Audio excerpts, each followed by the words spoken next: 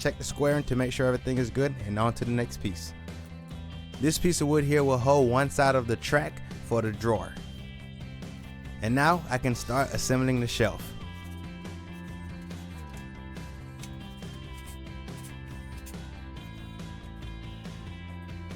I can also install the spacers now, but one issue with these spacers is, if you notice, they're really close to the edge, and that doesn't make a lot of room for my mounting piece. So later on in the build I had to cut those down with my router.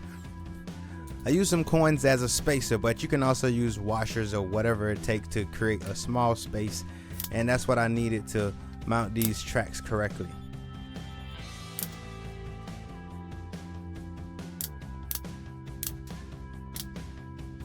The LEDs I'm using for this project was left over from my office desk build, which actually worked out great because I got a chance to save some money and reuse the leftover piece. I cut out an additional track, and you will see why later on in the build. I'm using biscuit joinery for the bottom, and even though you're not going to see it, I wanted to accomplish a super clean look.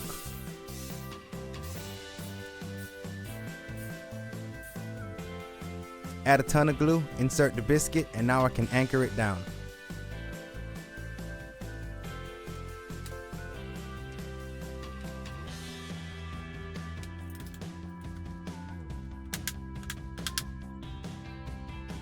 To attach the drawer front, I held the trim up against the drawer, used my pin nailer to temporarily hold it, and screws to finalize.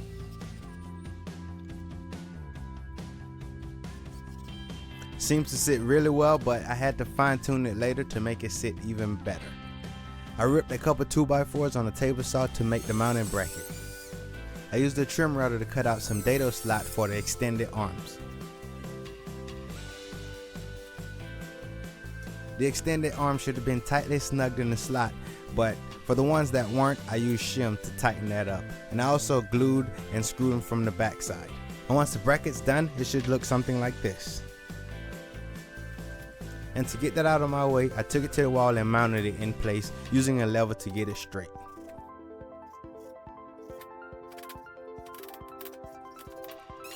Now I can give all the pieces a quick sand. And once I'm done with the sanding, I take a rag and I wipe off all the excessive dust. Then I apply the pre-stain conditioner